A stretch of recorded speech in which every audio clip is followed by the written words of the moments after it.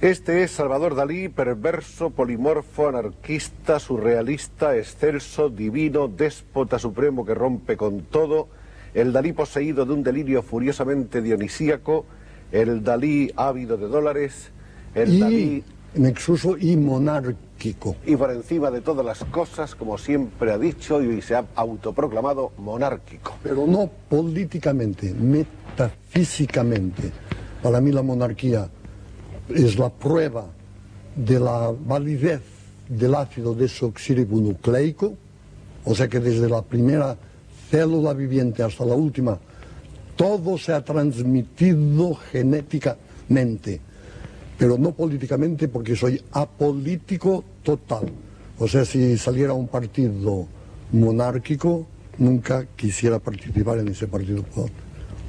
¿En un partido daliniano acaso? Tampoco. En absoluto. ¿No estaría dispuesto? Cada día soy más antidaliniano. A medida que me admiro más, encuentro que soy una real catástrofe. Lo he dicho muchas veces, si hubiera 2000 Picassos, 30 Dalís, 50 Einsteins, pues el mundo sería prácticamente inhabitable. Pero que nadie se espante, no los hay. Afortunadamente. No los hay. O quién sabe si infortunadamente. Es curioso que Salvador Dalí últimamente se apostrofa mucho. Dalí en los viejos tiempos tenía una tal autoadmiración, una admiración por sí mismo, que siempre hablaba de sí mismo en términos encomiásticos y de excelsitud. Pues ahora no, ahora no. Y ahora, por ejemplo, aquí Dalí escribe a Dalí y le llama puerco. Exacto. ¿Cómo es posible? No, pero puerco en el buen sentido de la palabra. Mire la ilustración del principio del libro, en el cual se ve un puerco que va hacia el plus ultra. Exactamente, eso se tiene que... Tenemos aquí una ilustración de este libro que se llama Carta abierta a Salvador Dalí, escrita por Salvador Dalí, en la que hay dos Dalís enfrentados. Exactamente, y un puerco que soy yo, que voy hacia el non plus ultra, que se quitó el non y se dice plus ultra. Más allá todavía. Más allá todavía. ¿Qué hacen los puercos? Porque los puercos nunca retroceden. Jesuíticamente van de un lado a otro, pasan a través de 1000 viscosidades innomables, pero siempre un paso más adelante. Es curioso que a Salvador Dalí le conoce el mundo entero como pintor y sin embargo pienso que sus obras literarias son realmente importantes. ¿No habrá más un escritor que un pintor en Salvador Dalí? Mi padre, que era notario pero que tenía una cierta afición a las artes, decía que soy mucho mejor escribiendo que pintando. Y seguramente es verdad, porque los pintores somos muy burros en general. En cambio, los escritores son mucho más inteligentes. Y si yo fuera menos inteligente, pues indiscutiblemente pintaría mucho mejor. El padre de Salvador Dalí, notario en Figueras, es un personaje que figura naturalmente inscrito, no ya desde antes en la biografía de Salvador Dalí, sino que diríamos también que es una constante a lo largo de su vida. ¿De qué manera el padre de Dalí y Dalí han sido al mismo tiempo gentes que se han amado y que se han odiado? Es el mito de Guillermo Tell. Mi padre me expulsó de la familia después de los desastres que tuve en la Escuela Real de San Fernando, sobre todo a propósito de un incidente, un consejo de disciplina. Vino el momento de examinarme de Historia del Arte, hicieron aquello de las bolitas, y a mí me toca Rafael. Entonces me dirijo al tribunal y digo, no me puedo examinar, porque yo, Dalí, sé tanto sobre Rafael, mucho más que los 3 profesores juntos, que no puedo examinarme. Y me echaron de la Real Academia de San Fernando.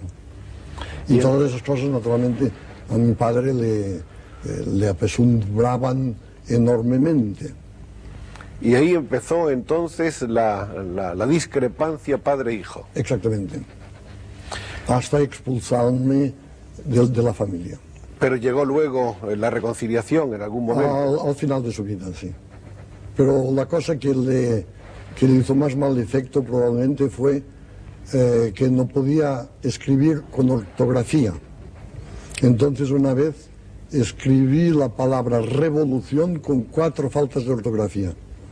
Porque empecé que la revolución puse 2 R's normalmente.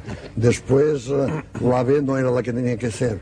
Después en medio sentí que me tenía que parar un poco, ¿no? Que tenía que, entonces puse una H. En fin, y acabé con una T.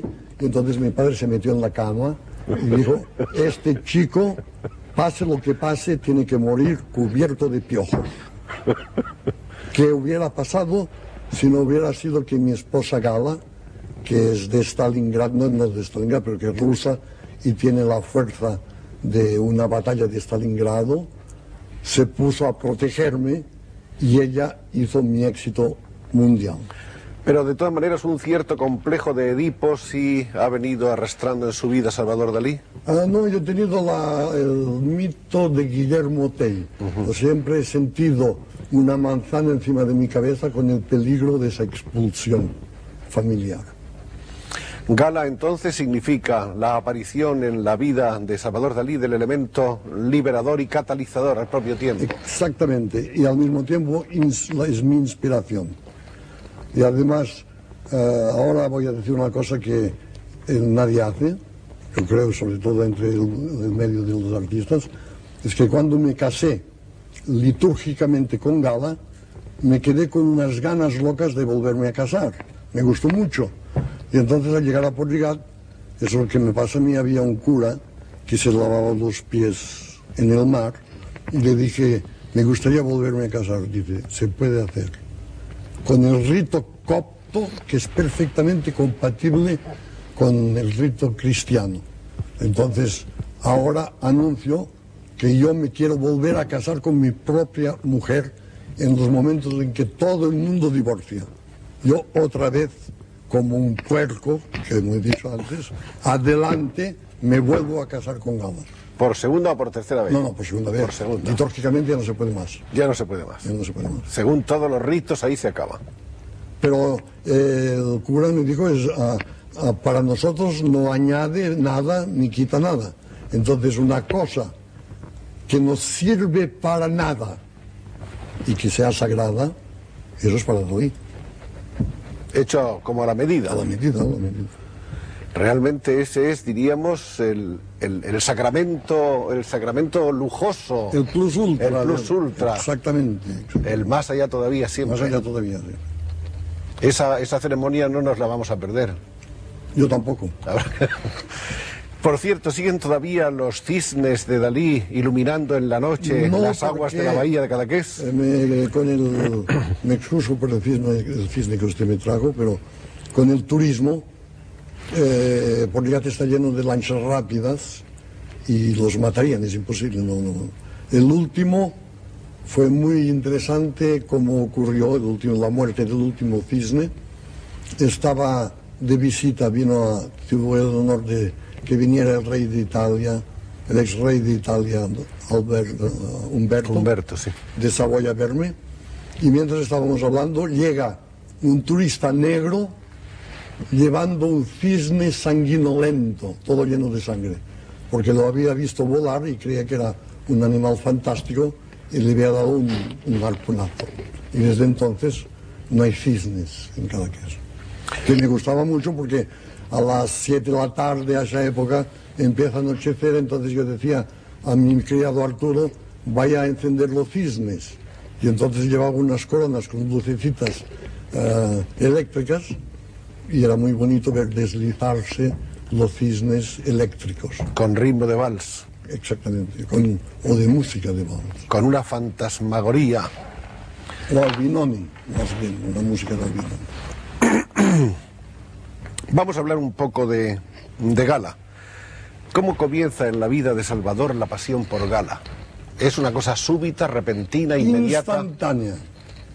Como que hasta ahora toco la madera, hasta ahora tengo mucha suerte. Encontré Gala, abrí la puerta de mi casa y encontré Gala desnuda ya en la playa.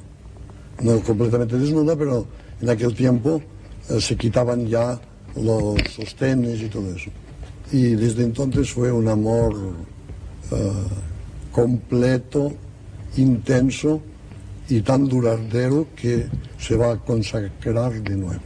Y en el otro aspecto, en el de la pura creación artística, Gala ha sido siempre musa inspiradora. Y modelo. Y modelo. Todos los cuadros, sobre todo de tipo más o menos religioso, Gala aparece como protagonista. De aquel Dalí protagonista del surrealismo a este Dalí de hoy, ¿hay un abismo o estamos ante la misma persona?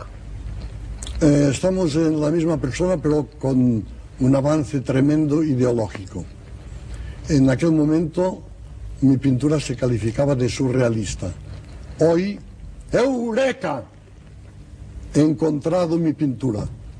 Esa pintura se llama hiperrealismo metafísico, que son los cuadros que estoy haciendo para dar al Museo Dalí en Figueras.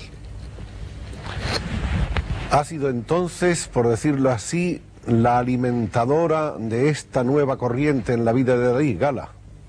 No, eso hay que decir que son los hiperrealistas americanos, porque, como que decía antes en otra interview, lo repito, pero es interesante, que tengo un cierto instinto profético.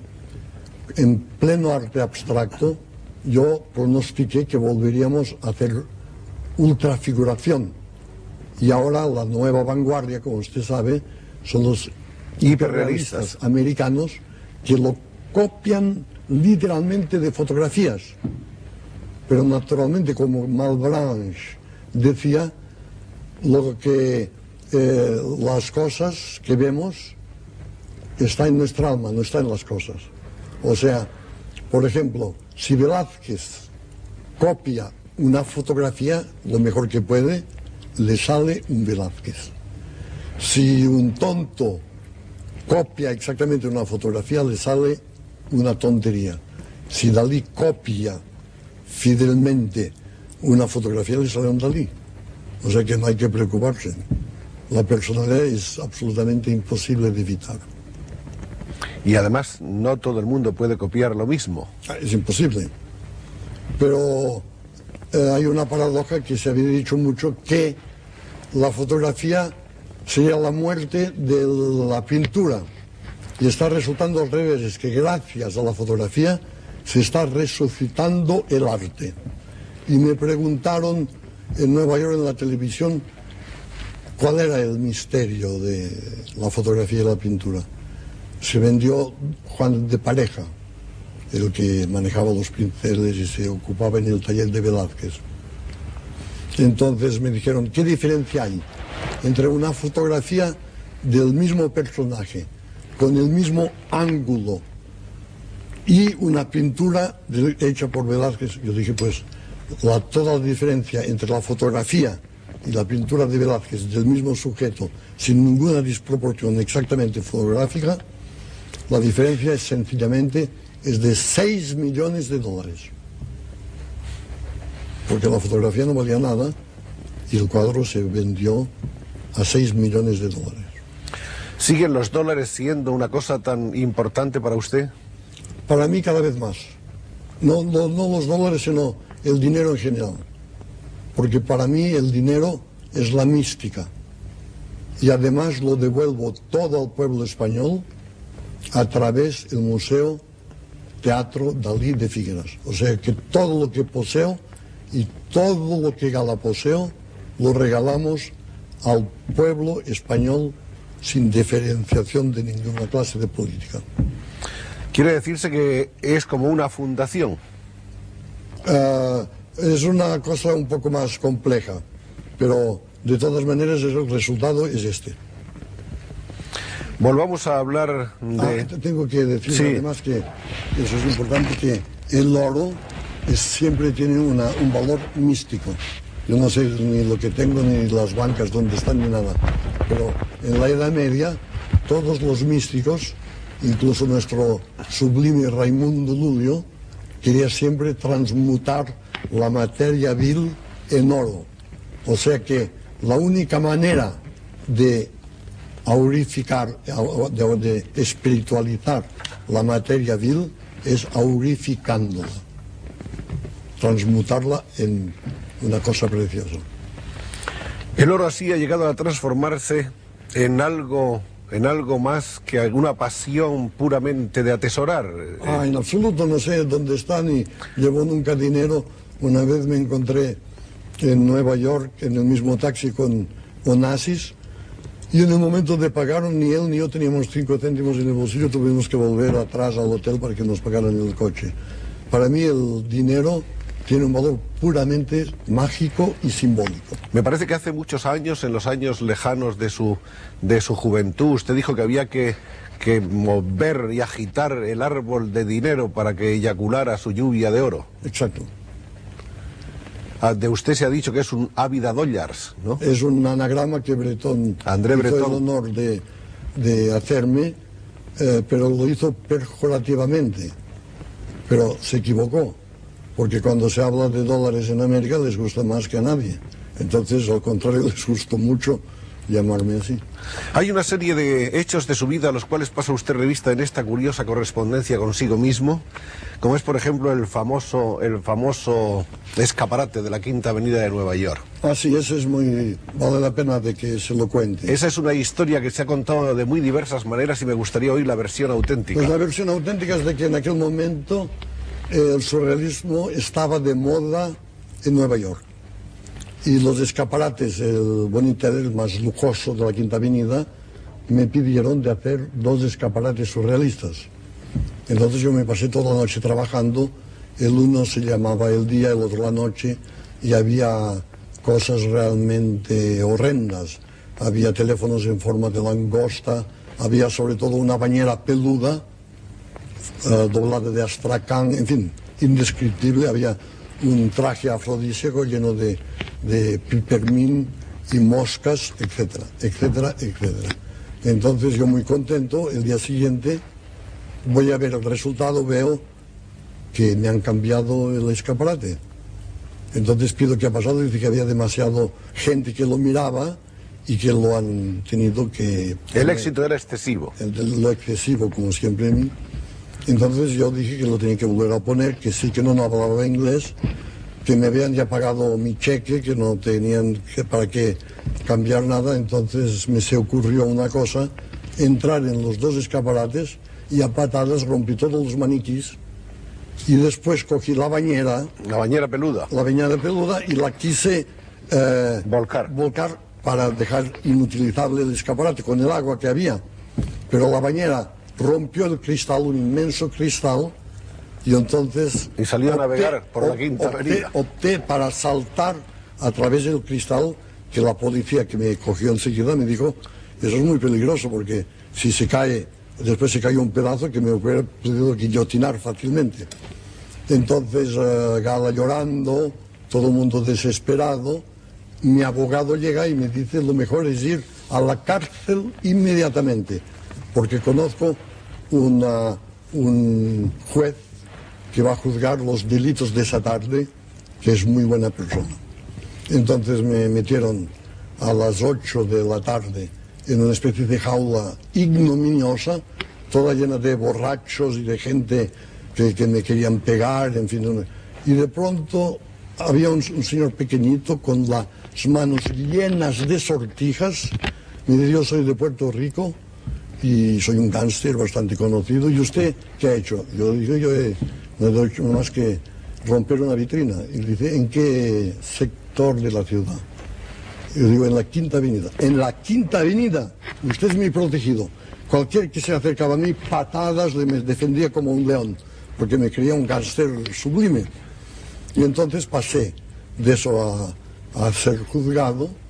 Había el clásico juez con el pelo blanco, escuchó lo sucedido y dice, Dalí ha cometido un acto demasiado violento, ha roto un cristal que vale $60, lo tiene que pagar, pero todo artista tiene el derecho de defender la integridad de su obra hasta las últimas consecuencias y queda libre.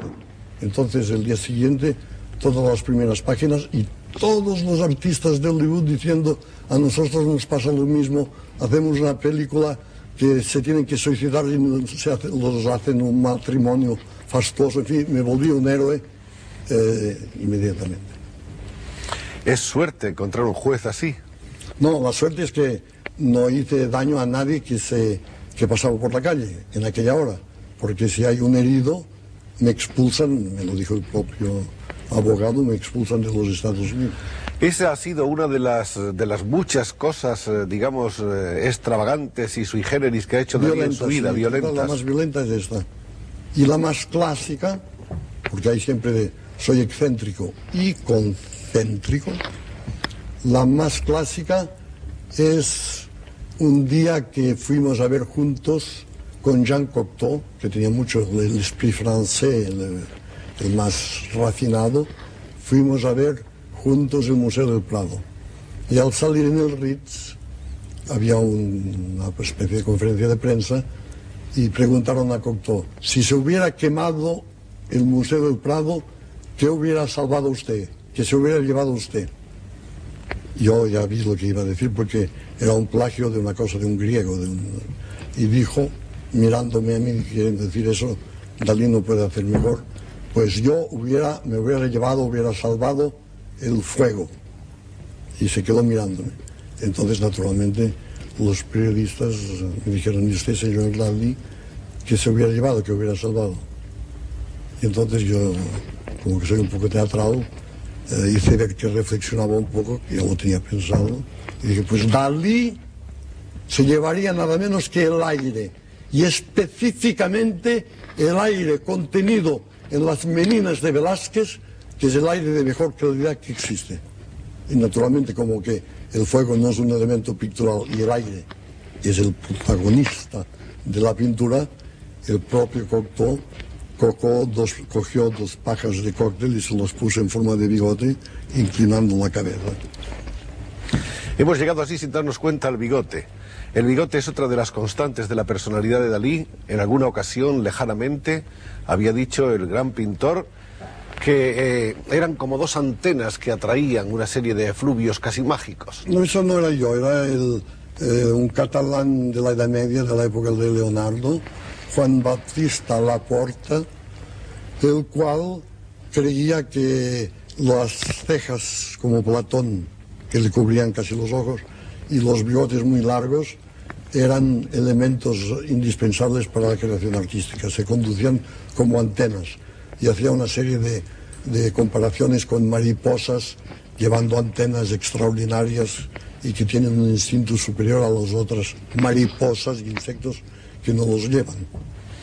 ¿Usted ha notado alguna vez diferencias cuando las puntas de su famoso bigote no están lo suficientemente enhiestas? No, en absoluto, en absoluto. No. ¿Sigue usted utilizando azúcar de dátil? No, eso fue el principio, porque me gustaba mucho, en este momento era un apasionado de las moscas limpias.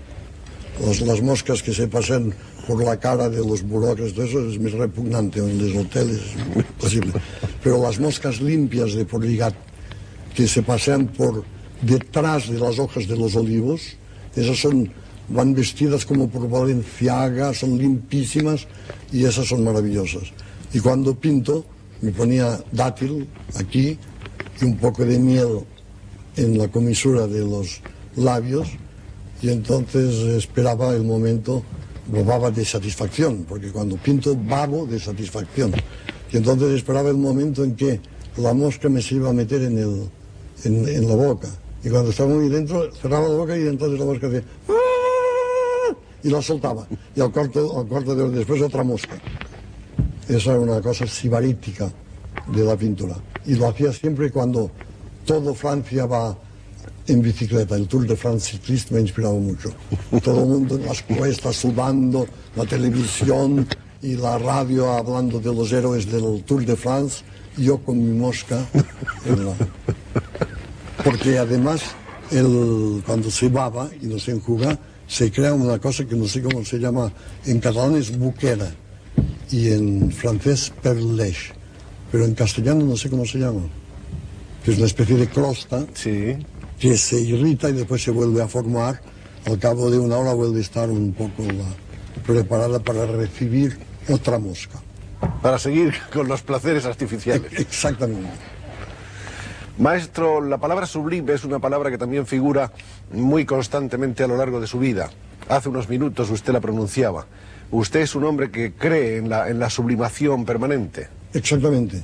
Yo creo que soy existencialista en el sentido que todo lo más vil se tiene que sublimar. O sea que todo ser humano, por eso estoy en contra, furiosamente contra la pena de muerte, porque creo que todo ser humano, sea el más criminal del mundo, tiene algo de angélico. El uno tiene la nariz torcida, pero por de pronto tiene unos pies maravillosos, dignos de Rafael. Otro tiene una boca espantosa, pero en cambio en el fondo de los ojos hay como palletas de oro. Y en el espíritu humano, cada hombre tiene una parte de divinidad. Eso los anarquistas lo han dicho siempre. Los anarquistas de la época de los príncipes de Kropotkin y de Bakunin. Los románticos del anarquismo. Exactamente. Y en el caso de Dalí, ¿no ha habido también una época anárquica? Cuando ya era pequeño hacía todo para molestar, eso sí. Sobre todo un día, una anécdota muy buena, porque además soy muy cobarde, pero no podía soportar la juventud. Y los niños satisfechos de ellos mismos me repugnaban mucho. Y había uno que estaba con pan, chocolate, pancho sin pensar nada, como un tonto. Yo fui muy cerca de él y le di una bofetada terrible y hice caer el chocolate y el pan y empezó a correr detrás de mí, y cuando ya me alcanzaba me puse de rodillas a pedirle perdón y le largué 25 pesetas. Y a pesar de eso me dio unas patadas. Sí. Qué falta de sentido del pacto, ¿no? Exactamente. De una componenda de lo más normal. Yo te pego, pero te pago, ¿no? Exactamente. Sí, sí. Maestro Dalí. Eso me ocurrió en París también, y fue un lío terrible porque delante del café de la ópera un taxista me derribó, me empujó por el suelo. Sí. Me revolcó por el suelo, yo me levanté y le di 300 francos. Y había la policía y no comprendía por qué le había, porque dijo, no me ha hecho daño, no me ha matado, pues estoy muy contento. Vengan al cuartelillo a explicarse, aquí hay un misterio. No podía comprender que un señor un taxi lo derriba de una propina. Es que hay gente que no entiende nada. Y Dalí casi nadie. Y a Dalí casi nadie. La prueba es que yo mismo, hace 40 años que estoy escribiendo para ver quién soy, aún no lo he logrado. No. Quizá usted esta noche. Lo vamos a lograr con un poco de suerte, nuestros amables espectadores y nosotros. Hay, aparte de esas anécdotas más o menos excéntricas y algunas violentas, como esta que usted ha relatado, hay otras que son también, por decirlo así, clásicas, pero que en cambio tienen otro significado y que son casi como evangélicas, como por ejemplo una famosa conferencia que usted dio con una barra de pan. Sí, en el centro, con Miravillas, organizado en un sitio de anarquistas en Barcelona, así, con una barra de pan en equilibrio. Una barra de pan en equilibrio sobre la cabeza. Sobre la cabeza. De esas he hecho muchas. Y luego está la vieja historia de sus discrepancias con Picasso. Esto es absolutamente falso. Los periodistas se han siempre entojado, porque nuestras pinturas son completamente distintas, a creer que estamos reñidos. Es todo lo contrario. Picasso, que es un ser muy generoso, fue el único que me prestó dinero para irme a América. Y ahora se acaba de encontrar un documento que será sensacional, se va a exponer en Londres, en el cual hay la colaboración en un grabado de Picasso con Dalí, lo que no ha hecho con ningún otro artista. O sea, era un diálogo, él me daba la plancha, con una silla, por ejemplo, un poco antropomórfica, y yo el día siguiente le añadía 2 huevos fritos. Entonces él, encima de los huevos fritos, ponía una espiga de maíz. En fin, es una cosa hecha en colaboración. ¿Fueron ustedes entonces buenos amigos? Muy buenos amigos, y cuando se abrió el Museo Picasso en Barcelona, yo regalé, me parece, 50 grabados y Gala un collage magnífico que está allí. ¿Piensa usted que... Y se acuerda que cuando yo vine a España, lo primero que dije que forma parte de nuestro patrimonio y que no nos importa un pito si es comunista o no, y que tenía que regresar a España. Hay una frase famosísima que dijo usted, ¿cómo era? Picasso es comunista, yo tampoco. No, era mucho más larga. Era más larga. Español, yo también. Picasso es un genio también. Picasso es comunista, yo tampoco. Y entonces parece que Picasso dijo una cosa muy bonita. Dijo, parece que Dalí me tiende la mano, pero de momento no veo más que la falange de la mano. Y es absurdo, porque yo nunca he sido falangista, ni mucho menos, ni he pertenecido a ningún partido político, nunca en mi vida. ¿Es usted hombre de muchos o de pocos amigos? De ningún amigo. ¿Ni uno? Ni uno. ¿Porque no les deja usted llegar o porque ellos no son capaces de hacerlo? No, porque toda mi pasión está en el amor que tengo por Gala y no tengo sitio para más. Ahora los aprecio y muchas veces incluso les hago regalos, pero una amistad que no me pudiera pasar, eso no. ¿No es usted egoísta entonces? ¿Cómo? Egoísta, ¿no es usted? No, porque Gala sustituye todas las pasiones. Al contrario, yo mismo cada vez digo que soy un pintor detestable, que es un poco también, un poco comedia eso, porque cuando se dice que pinto mal, entonces hay gente que dice, hombre, tampoco está mal como eso. Hablando un poco de su pintura, que naturalmente es lo más importante que la gente conoce de usted, ¿está siempre, de cualquier modo, dentro de una fidelidad a lo clásico? Cada vez más. Cada vez más. Y cada vez más Velázquez. ¿Y su vieja predilección por Rafael? Menos, mucho menos, y mucho más los tres son Velázquez, Rafael y Vermeer. Y naturalmente Velázquez es el genio supremo y después viene el holandés, el Vermeer de Del. ¿Trabaja usted mucho ahora? El doctor Puigvert me recomendó de trabajar, pero no mucho, y entonces yo me se ha ocurrido de pintar nada menos que la Capilla Sixtina de Miguel Ángel en mi museo. O sea, trabajo más que nunca.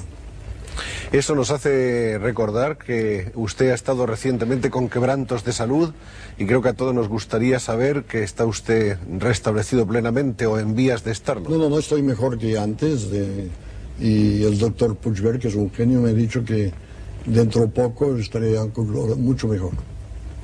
O sea, una segunda juventud. ¿Tiene usted previstos sus viajes habituales a París, a Nueva York? Lo mismo, siempre lo mismo. O sea que el calendario continúa... Continúa lo mismo. Este año vine más pronto porque me encontré mal y enseguida quise estar en Barcelona, en la clínica. ¿Qué significa para usted ese anhelo de perfección técnica en su obra? Porque una vez un crítico dijo, el defecto de Dalí es de que es demasiado perfecto. Y entonces yo le respondí, la perfección no se obtiene nunca, que es lo mismo que dijeron a Velázquez, que le dijeron, el rey le dijo, parece que se dice mucho que usted no hace más que cabezas. Y después es un gran honor porque en mi vida no he visto nunca una cabeza bien pintada. Y después le salió con Breda y con Las Meninas y con esos cuadros que realmente... Aparte de todos esos happenings que usted ha protagonizado en París y en tantas otras capitales del mundo, en las que ha hecho a lo mejor demostraciones de una gran velocidad pictórica, manejando pintura y pinceles y objetos más o menos surrealistas o abstractos y estrafalarios, la verdad es que tengo entendido que usted es más bien un pintor lento, meticuloso. Sí, como una pequeña cocinera. Yo cuando era pequeño quería ser, no cocinero, quería ser cocinera. Y ahora después quise ser Napoleón, después quise ser Dalí. Ahora quisiera ser Dalí, pero aún no lo soy. Pero soy una buena cocinera de la pintura al óleo.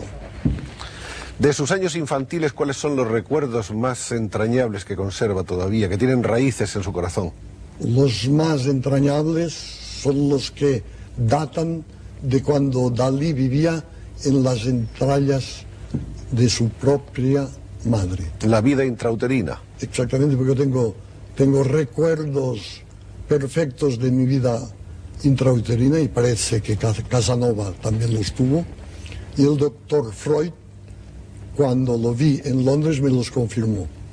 O sea, yo veía y veo unos huevos fritos maravillosos sin el plato, huevos en el plato sin el plato, con los bordes fosforescentes que se agrandan, que se encogen, que son realmente imágenes del paraíso perdido, que es el paraíso de antes de nacer. El paraíso se pierde cuando se viene al mundo. Sobre todo si hay un trauma de tipo de asfixia o de dificultad. Por eso los suicidas casi siempre son gente que nació de una manera imperfecta y quieren volver al paraíso perdido, que era el coloidal total de los jugos maternos. ¿Su nacimiento fue traumático? No, parece muy feliz. ¿Ha sentido usted celos alguna vez de alguna persona de la familia?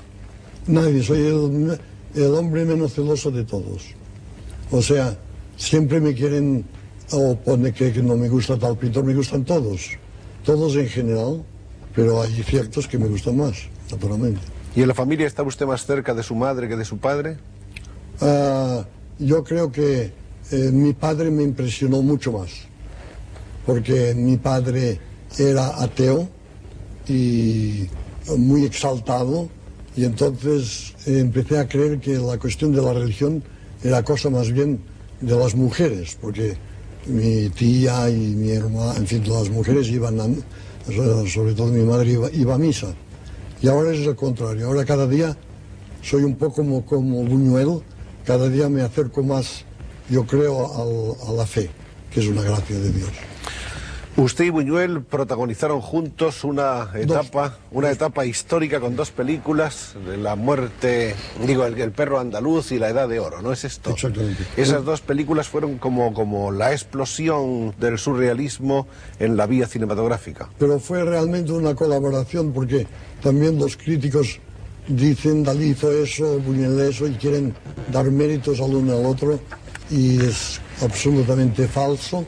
Fue una colaboración fraternal absolutamente de compenetración total entre los dos.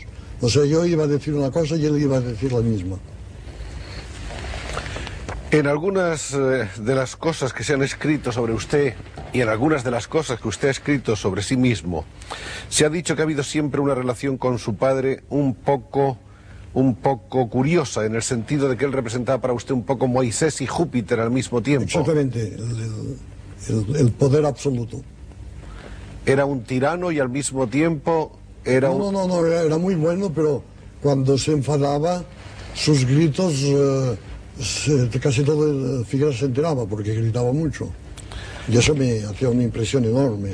Pero sin embargo luego era tierno con usted. Sí, me quería muchísimo, muchísimo. Pero quería que fuera notario, después que fuera agricultor, y al final el profesor Núñez, al que debo toda mi técnica, le convenció que fuera a la escuela de San Fernando en Madrid. Es inevitable que hablemos de un hermano anterior a usted y que murió. Sí, murió de meningitis y parecía que daba pruebas de una gran inteligencia. Y entonces eso creó un mito que el doctor Pierre Romaguera ha escrito un libro, o lo está escribiendo, sobre los dioscuros. O sea que me hicieron una cosa muy buena y muy terrible al mismo tiempo. Mi familia me llamó el mismo nombre que el hermano muerto, Salvador. Y entonces yo estaba terrificado, tenía el terror de ese hermano muerto, y para diferenciarme del hermano muerto tenía que cometer todas esas excentricidades para afirmar constantemente que yo no era el otro hermano muerto, que yo era Dalí, el Dalí vivo. ¿El nombre cree usted que de alguna manera le ha marcado el llamarse Salvador? El hecho que el otro se llamaba Salvador. Eso sí, seguro. Pero independientemente de eso no ha significado nada en especial. Francisco Pujols ha dicho que Salvador, como su propio nombre lo indica, está destinado a salvar la pintura moderna de la confusión y del caos. Eso es Pujols, que es, ¿Usted cree? Para mí es el filósofo catalán más importante que existe, muy poco conocido, y ahora que tenemos el honorable señor Tarradellas, que empieza la profecía de Pujols, que dijo que Cataluña tendría la hegemonía no solamente de España, junto con España, sino del mundo entero, que ya es lo más que se puede decir. Estamos entonces, según usted, en el alborear de una edad de oro. Un renacimiento catalán, seguro. De un renacimiento catalán. Y sobre todo basado sobre la metafísica de Raimundo Lulio, que es el escritor, en fin, es de Palma de Mallorca, pero es el escritor más importante que Cataluña ha tenido. Usted nació en 1904, me parece que fue un 11 de mayo, a las 8:45 minutos. Eso no sé. No se porque acuerda. mi padre no lo sabía tampoco, porque eso está en mi vida secreta, pero se quemaron los papeles, en fin. Cuando usted hablaba de sus recuerdos prenatales, ¿podría explicarnos alguno de ellos materializado como Sí, los huevos fritos. los huevos fritos? Los huevos fritos. O sea, una especie de círculos que son muy parecidos a cuando en el instituto los niños decían vamos a jugar a ver ángeles, y entonces se apretaban los ojos hasta salir unos círculos de colores mágicos, que probablemente era mi posición fetal, era con los puños muy apretados contra las órbitas. Y así Eso veía. fue un gran honor el momento en que conocí al doctor Freud en Londres, junto cuando fue expulsado de Austria. La idea de la muerte ha sido otra de las grandes obsesiones de su vida.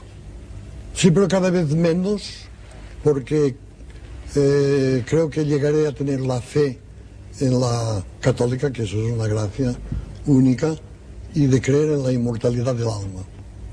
Entonces, cuando ya se cree en la inmortalidad del alma, ya el miedo cesa completamente. Es curioso que el primer Dalí de que se tiene noticia fuese precisamente un autorretrato, pintado en 1914 y que creo que se llamó Niño Enfermo, Exacto, sí.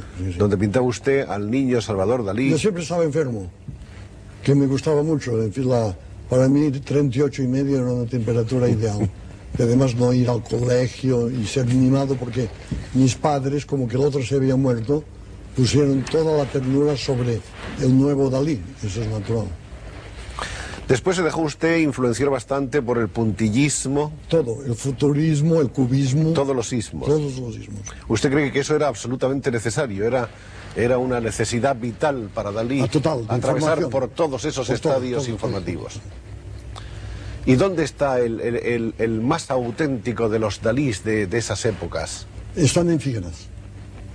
Pero quiero decir, de esas épocas, el Dalí más puro, el más profundo, el más esencial, está en el surrealismo, está en el puntillismo. Yo siempre digo lo mismo, pero me equivoco. Está en mi último cuadro, que lo pinté durante 4 meses, y es Dalí pintando a gala reflejados en un espejo. Y eso, por el mismo precio, es un cuadro estereoscópico. Porque ahora, en vez de pintar un cuadro, pinto 2 de casi iguales, que fusionados por un sistema de espejos producen la ilusión total de la tercera dimensión. Ese cuadro Está en el Museo Dalí. está en el Museo Dalí. ¿Y se va a quedar en el Museo Dalí? Sí. No está hecho para No, que no. viaje. Yo creo mucho que la gente que se moleste, que vaya allí a verlo. Porque hasta ahora usted pintaba 1 o 2 cuadros al año, 4 o 5 meses por cuadro, y el resto del tiempo lo dedicaba usted a sus viajes, a sus exposiciones, a ver a los marchantes y generalmente a traerse para acá importantes cantidades de dólares para engrosar sus cuentas. Ahora es todo, se especializa en enriquecer el museo. Todo está centrado Entrar en el museo, es en el mi museo. obsesión actual. ¿Y cómo definiría usted su museo en este momento, tal como está ahora? Pues es un museo inacabado y que nunca será acabado, y que cada semana hay cosas nuevas y desconcertantes. O sea, la obra de arte no es tanto las obras de arte que contiene, sino el museo el mismo en tanto que objeto imperialista y surrealista. Recuerdo cuando Federico García Lorca le dedicó a usted una oda inolvidable. En la revista de Occidente. Oh, Salvador Dalí, de voz aceitunada. Bella oda. ¿Le impresionó a usted eso o en ese momento lo encontró como un homenaje de amistad más que otra cosa? No, yo creo que es uno de los poemas buenos. En aquel momento, justamente, es cuando conocí a Gómez de la Serna, que se va a publicar porque yo era muy tímido, pero por timidez le recité un verso en catalán de Joan Salvat Papasseit, que decía, como decía, en fin, una cosa de un marinero, en fin, no me acuerdo ahora de cómo era, pero acababa con la palabra terra, y eso le impresionó mucho, no comprendió nada, pero le impresionó mucho. Y la prueba es de que muchos años después he sabido que su obra última era un libro que no pudo acabar a causa de su muerte.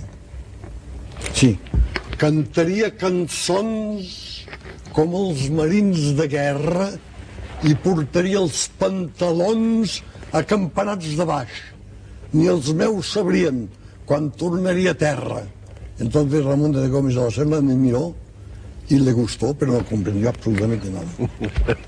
Pero quedó clavado mi personalidad de tal manera que ahora sale el libro de Ramón. Este es el libro, el último libro de Dalí por ahora, Dalí por Ramón Gómez de la Serna, un libro que quedó inédito y que consta de 3 partes. Ilustrando un poco.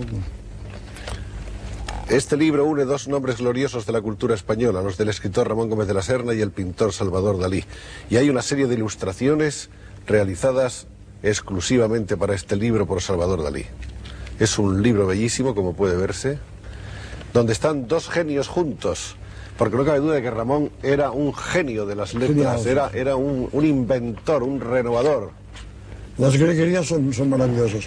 Le dije una que no era mía, que eso un poco, pero tampoco dijo que era de quién, era de, en aquel momento los poetas eran magníficos, estaba el Federico, estaba Alberti, estaba Garfias, que se murió, y tenía un poema que yo le dije también a Ramón, que decía: las esquinas de las calles son de papel y pasan las golondrinas doblando y desdoblando esquinas.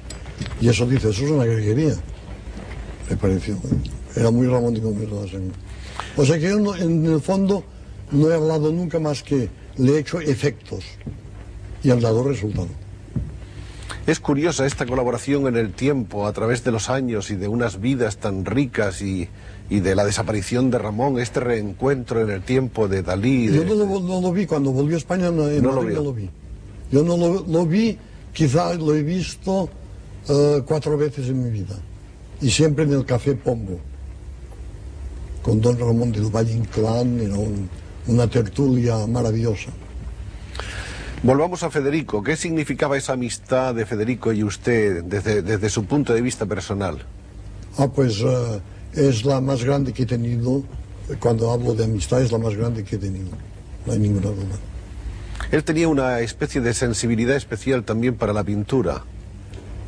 Hacía unos dibujos con lápices de colores que eran una maravilla, y que yo organicé una exposición en Barcelona en las galerías Dalmau de los dibujos de Federico García Lorca, el cual me hizo varios autorretratos. ¿Usted sigue pensando todavía, quiero decir, los relojes blandos están todavía en vigor? Sí. ¿Hay alguna explicación filosófica para eso? Muy importante, pero que produjo un muy mal efecto cuando vinieron 3 jesuitas franceses y me dijeron: ¿por qué hace relojes blandos? Dijo: porque es la carne de Cristo, porque es como queso, como el camembert, la angustia del camembert del espacio. Y entonces se fueron un poco preocupados. Y al cabo de una semana me mandaron una carta que Fray Luis de León, nombrando los nombres de Cristo, lo compara al queso, a las virtudes de coagulación del queso. Entonces subí en prestigio en los jesuitas. ¿Cómo ve usted la vida moderna, Salvador, este mundo en que estamos? Es muy glorioso de vivir los días. Yo me hubiera preferido de una manera egoísta el Renacimiento italiano, pero como que soy un fanático de la técnica moderna y de la información, vivimos unos momentos realmente únicos en la historia de la humanidad, sobre todo en biología y en física nuclear. Porque yo siempre procuro de tener amigos, en fin, amigos no, pero conocidos, que me informen de lo que pasa en el mundo científico. Y es realmente prodigioso. ¿A usted le interesa alguna parcela de la ciencia más que las otras? La física. La física. Y naturalmente la biología. Y el día que los biólogos se unan con con la bioquímica y la física nuclear, entonces es lo que pasó a Heisenberg y a otros que tenían conocimientos de las dos cosas. Porque lo desgraciado de nuestros días es la monstruosa especialización de cada ciencia. O sea, el que sabe de física no sabe de pintura, el pintor no sabe de física, el biólogo muy poco de física. Todo está demasiado especializado. ¿La conquista del espacio qué le ha parecido a usted? Ha traído bastantes datos de información muy apreciables, pero yo no he creído nunca, en fin, el día que me traigan un extraterrestre, me levanto y le saludo con el sombrero, pero me molestaría mucho de pensar que hay vidas en otros planetas. Yo creo que vivimos en la Tierra y que la Tierra es el único planeta con el fenómeno maravilloso y único de la vida. Otro de los tres grandes nombres de la pintura española de este siglo es el de Joan Miró, que no hemos citado todavía. No lo he visto de hace mucho tiempo, pero lo admiro mucho. También los periodistas han querido decir que no, porque hace cosas distintas a las mías. Y es curioso porque a mí me interesa mucho más hablar o estar en contacto con la gente que piensa lo contrario de lo que yo pienso, que los que piensan lo mismo que pienso yo. Y España es un país de pintores maravillosos. Hay, además de Miró, está Tapias, que es un pintor magnífico, y uno de los que malogrados, que se murió, es ¿cómo se llama? Millares. Manolo Millares ha hecho 2 o 3 obras extraordinarias. ¿A dónde cree usted que va la pintura? Hemos pasado ya, hemos superado las épocas de la abstracción pura. Ya le he dicho, el hiperrealismo y ahora el hiperrealismo metafísico. Porque yo he logrado matemáticamente empezar el cuadro más atrás, haciendo un hueco en el cielo. O sea, más lejos que el horizonte físico. O sea, todo lo que está más lejos del horizonte físico es automáticamente metafísica. Y nosotros tenemos los santos más maravillosos, Santa Teresa, San Juan de la Cruz, los metafísicos más sublimes. ¿Sigue usted haciendo joyas? ¿Con figuras más o menos reales? No. He hecho un Perseo, he hecho un Cristo y voy a hacer una Santa Teresa de Jesús, que está por terminar. ¿Esculturas de una pieza o múltiples? Una sola pieza. ¿De gran tamaño, de tamaño pequeño? No. Más o menos así. Pero muy acabadas y muy... Usted ha diseñado gran cantidad de joyas, ¿no? Desafortunadamente la poseedora de esas joyas acaba de morir en los Estados Unidos y como es una fundación, no es una indiscreción decirlo que hay posibilidades de que las joyas de esa fundación volvieran a integrarse al patrimonio artístico de nuestro país. Incluso en el Museo Dalí. En un anexo, porque el Museo Dalí ya casi está repleto. Pues es una gran noticia. Gran noticia. Por eso se lo doy. Muchas gracias. Bueno, maestro Dalí, le agradecemos mucho que después de tanto tiempo hayamos podido tener esta oportunidad de conversar un rato para los amables amigos de este programa. Y lo espero en el museo para que vea Iremos al el museo. hiperrealismo metafísico. Iremos un día al museo y además iremos con las cámaras para que usted nos muestre y comente para el pueblo español lo que usted quiera acerca de él. Muy bien. Muchas gracias. Encantado.